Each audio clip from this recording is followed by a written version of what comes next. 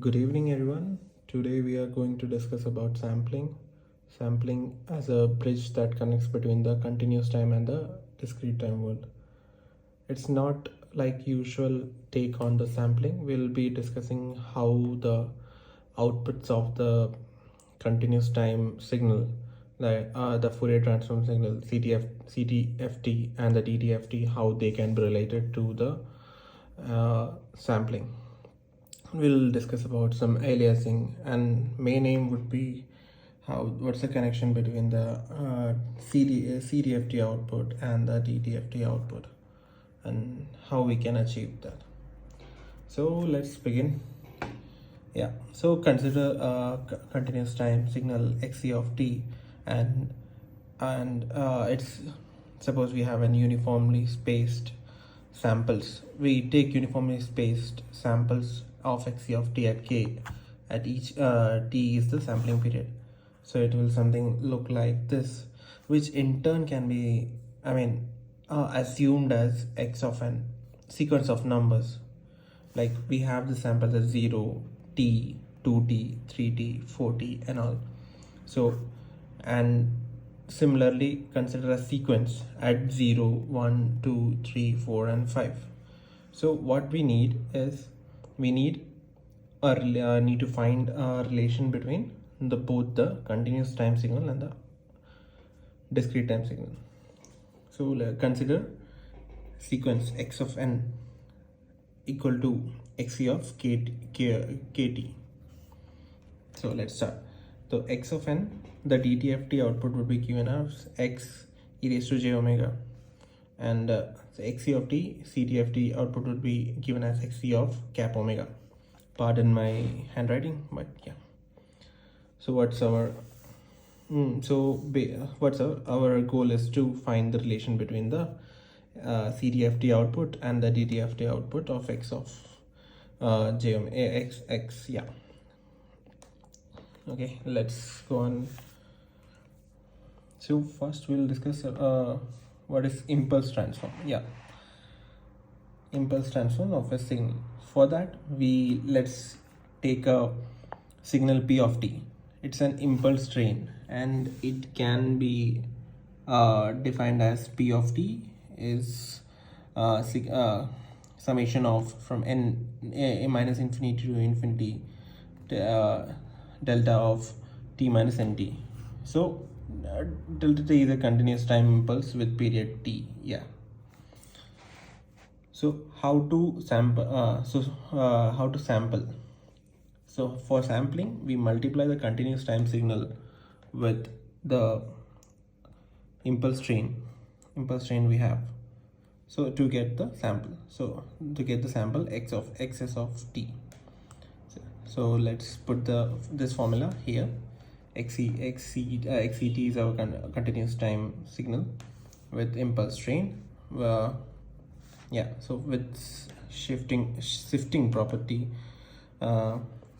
we put the xc of t inside at instance of xc and nt delta t t minus nt. So since shifting property, we can get xt of t into delta t, that's into sign, and delta t minus t naught, so it will be xt naught into delta t minus t naught, both are equal. So first, and so we got xs of t summation of xc nt and delta t minus nt. Got it?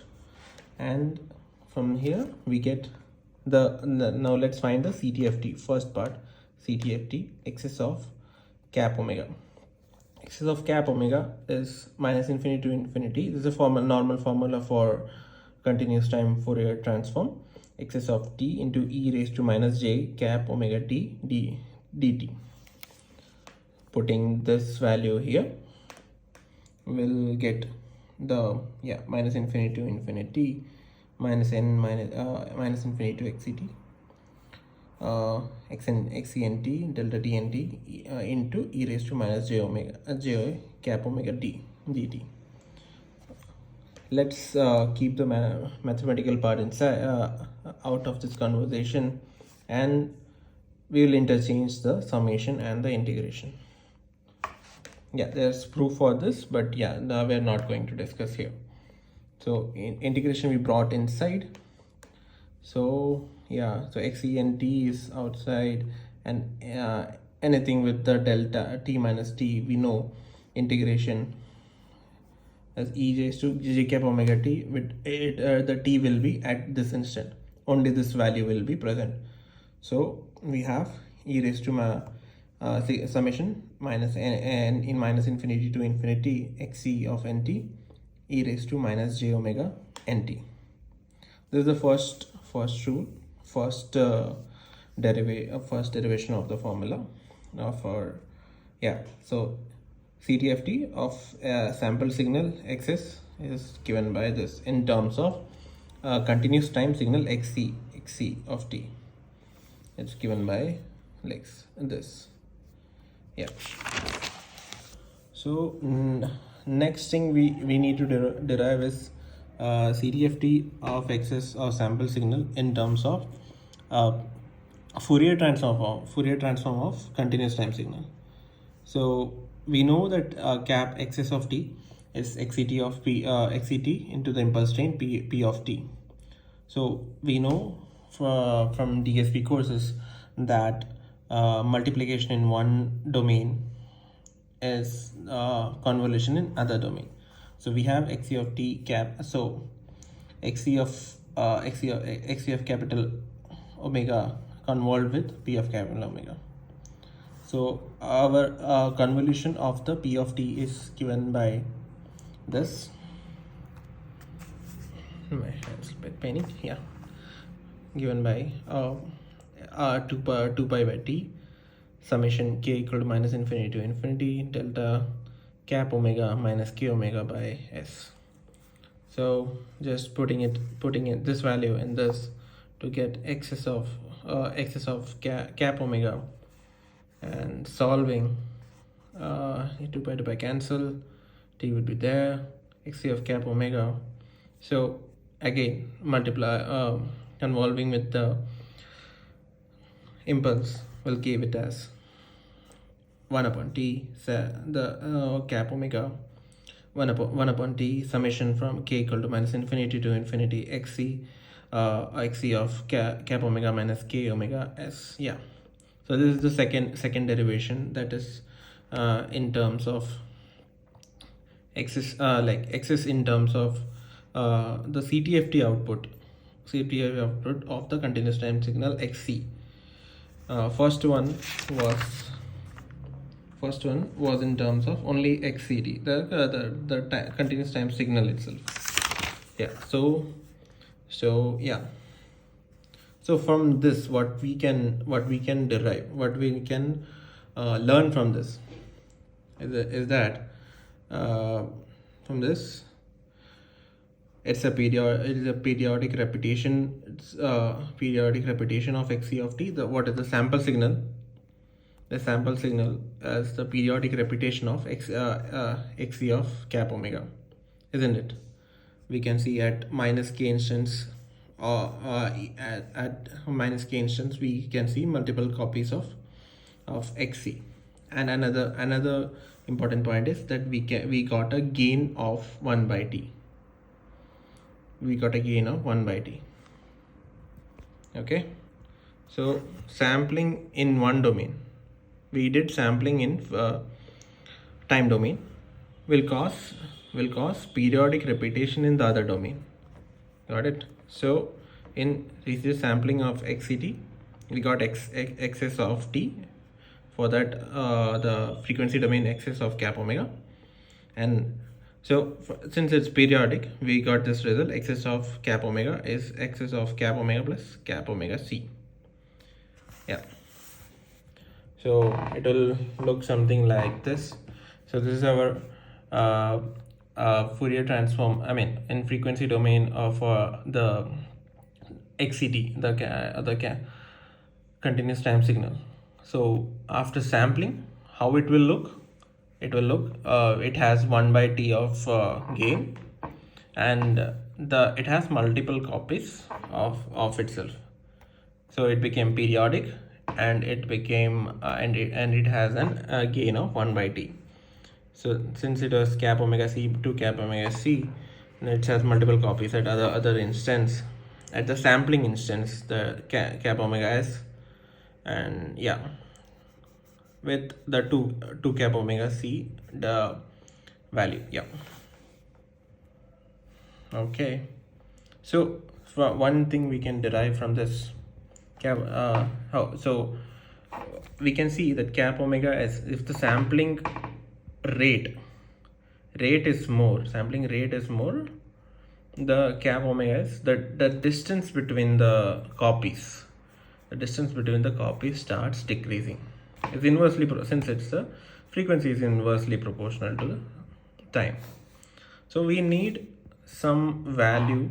So there's a limit. Then this things will get closer and closer and closer. So what's till when it can get closer, or till at which point we will not get any distortion. Yeah. So what's the so how much it can get closer? This is that this point and this point become the same point. So I mean, if it's more than that, then only the distortion or distortion won't happen to it. So since these 2 points we need to get, so the distance between cap omega s minus c should be greater than cap omega c. Got it? Which in turn will give to cap omega, the sampling frequency should be greater than equal to 2 times of cap omega c, the frequency of the continuous time signal. This and when like it's both points are the same, that point is called at the point at which that both frequencies become same, that frequency is called critical sampling frequency or Nyquist rate. The cap omega s equal to 2 times cap omega c. Okay, from this we'll get an important thing. So at Nyquist rate, all it will look something like this, isn't it? So both the points for the copies, this point, and the main signals, this point, this would be same for at the Nyquist rate. That is cap omega, the sampling instances 2 times of cap omega c.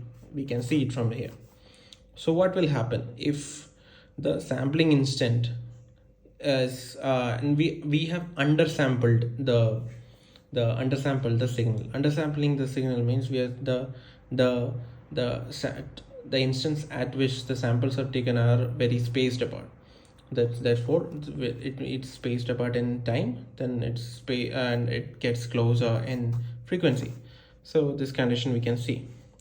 So the copies start to overlap into each other. This is the classic case of undersampling, and this frequency is what we call as fold over frequency, and this part is called as aliasing. Yeah. So let's zoom this part out, and I zoomed this out to here. So we can see at minus omega s by 2. Yeah, so the higher component of this the higher frequency component is masqueraded by the lower frequency component of the copies. So yeah, so to avoid aliasing, the xc of t must be sampled adequately. xc of t must be sampled adequately. तो अच्छे से sample करने हैं. And in real time, in practical scenarios, what we have is a time limited signal. So and non-band limited signals, we can say, in limited in time, and the band would be infinite, like this, if you can see, right? So what we do is we put additional hardware of band limiting the so we chop off the higher frequency component. So a natural question may arise: why do we need to just chop? Why do we need to chop off the higher frequency? And anyway, we are losing the higher frequency components, and why do we need to chop it off? We can just move on with the aliasing. Yeah. So yeah, so this filter is chopping off this the higher frequency so that it can be band limited, and so that it can be band limited is this we call it as anti-aliasing filter. Okay, why is aliasing far more objectionable than chopping off the higher frequency components? We see here, since in aliasing, like, higher frequency components will masquerade as low frequency so in both region, higher and lower frequency regions are affected. If you see here, since if we had just put a band filter here, we would have just chopped off the higher frequency component. We would have just chopped off the higher frequency component. But instead, if we have moved on with the aliasing, we will be affected with the lower frequency region also. So that's why we use a band limiting filter, or the anti-aliasing filter to reduce the aliasing. So let's discuss a example why aliasing is more bad. Suppose consider a sinusoid we have. Where f0 is 8 kilohertz and our sampling frequency is 10 kilohertz. So for the sinusoid, f0 is 8 kilohertz, so its Fourier transform is -8. So it at sampling is 10 kilohertz. So we have the main copy -8 and -8, and we have the another copy at sampling frequency f is 10 kilohertz. 10 minus 8. The next the one copy is 2 and the other is at 18. So this what this will do, this will give you a feel that we have a signal of 2 kilohertz and sampling 10 kilohertz. If you band limit this, with fs by 2 minus fs by 2 to fs by 2, so we will get a signal of only -2 kilohertz to 2 kilohertz, in which in turn our original signal 8 kilohertz, we will lose it. So since our sampling frequency at 10 kilohertz, the impulses in range -5 to are -8 plus 10 2 we got, and 8 minus 2 we got, and so -2 would repeat with the periodicity 10 kilohertz. Okay, so 2 kilohertz sine wave, it looks like we have a 2 kilohertz sine wave sampled at 10 kilohertz. It will give us same result as the undersampled version of 8 kilohertz at 10 kilohertz. So both will. So here we can see that higher frequency component has masqueraded the lower frequency component. Okay, so which is a bad thing. So we use a band limiting filter, that anti-aliasing filter, to band limit and reduce the aliasing. Okay, so we got took a detour from the main topic, that how is this x of e raised to j omega and x of omega related, how the DDFT and the CDFT output are related. Consider two signals we have here. One is of x of n, and we take the sequence, we have values at 1 to k, xn of k in delta and minus k. It follows xc of t, suppose, yeah. And we have a continuous time signal where it is multiplied with delta c of t minus t. Yeah, so you got it.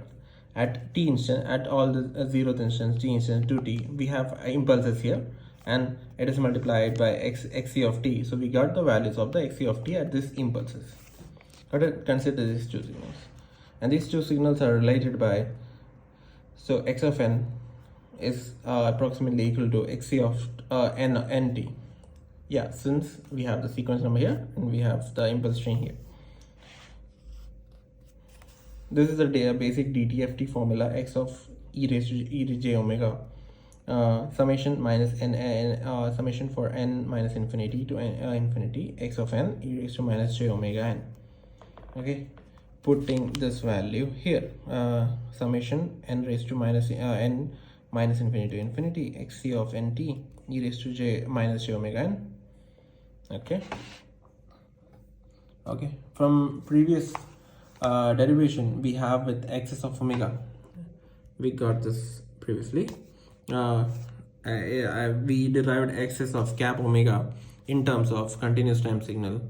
We got this as so excess of cap omega, summation minus infinity to infinity, xc of nt e raised to minus j omega by fs by n.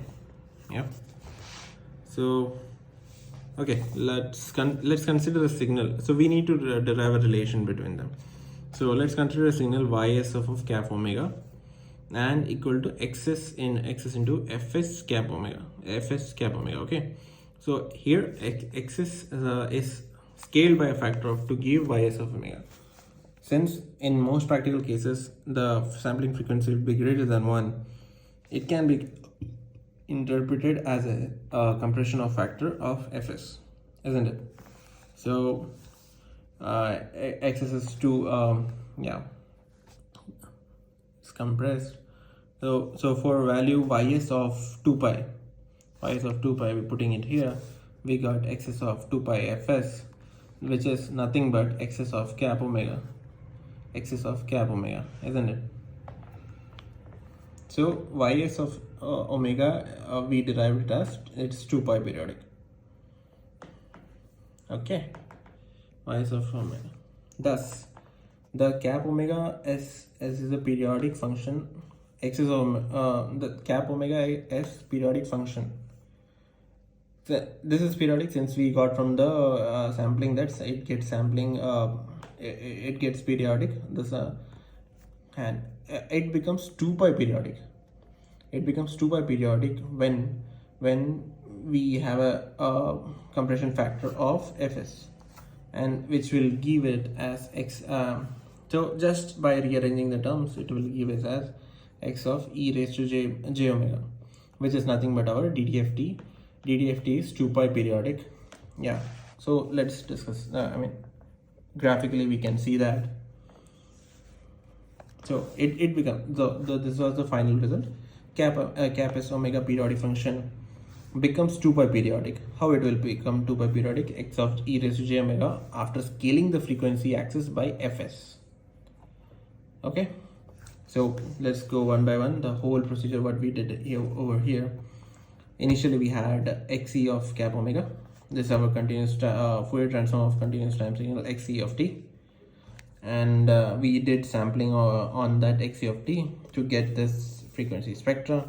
We have the multiple copies at we have the copies at 0th cap omega s and minus cap omega s, and we have this so this is output of CTFT, sampling of the CTFT. So we divide this cap omega c, we divide the frequency axis basically by f of s sampling frequency. So this will be at 2 pi and this will be minus 2 pi, right? And this would be like cap omega c by fs, which we will now denote by omega c. So in terms of frequency, in terms of hertz, we can see again divided by 2 pi. So this 2 pi will be divided by 2 pi and we'll get 1 and minus 1. So this is the entire thing. How we can, so to summarize that, scaling the frequency axis by fs causes the analog frequency cap omega t to get mapped to it omega naught, isn't it? So excess of cap omega s at omega equal to 2 pi. No, sorry, I spelled it in reverse. And yeah, x of cap omega s at x at omega x e of j omega at omega equal to 2 pi will give x's of cap omega s, and yeah, so and vice versa. Let's check with an example. So suppose we have xe of t, cos cap omega t, again expanding it in frequency cos 2 pi f naught t. So xn of t will get xc of nt. So putting this value in this cos 2 pi f naught nt, t is our sampling period, and in showing it in frequency domain, cos 2 pi f naught n by fs. So this is let's make it as a non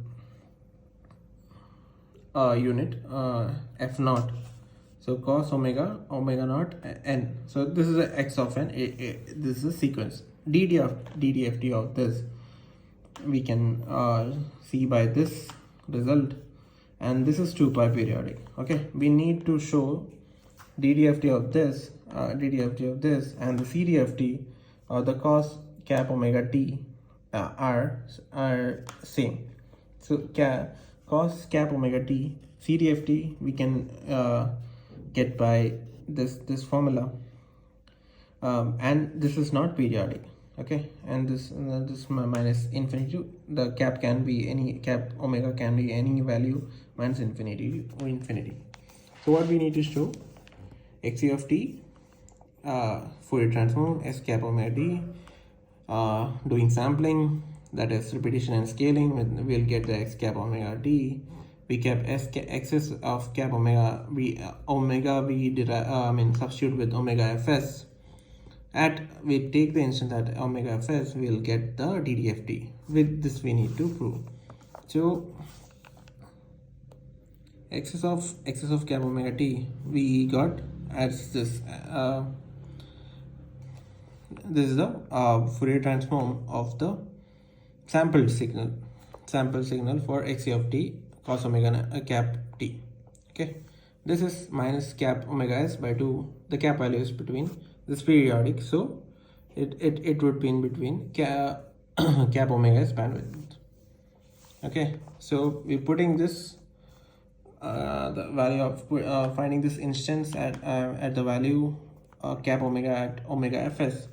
We'll put this pi by t delta of omega fs minus cap omega naught, and this term. So from this property, delta at plus b will get we get this, and for a transform of this we get this 1 upon a to the and we put this in this value cap like pi by t delta of omega s minus cap naught pi by dfs. So yeah, cap naught we are putting the values, delta omega minus t naught, and we get pi into delta omega naught t omega minus omega naught. So the entire thing we got, and similarly the second term we can get, and we got this value, which in turn is the DDFT of the x of n, and this is 2 pi periodic, as we can see. Thank you.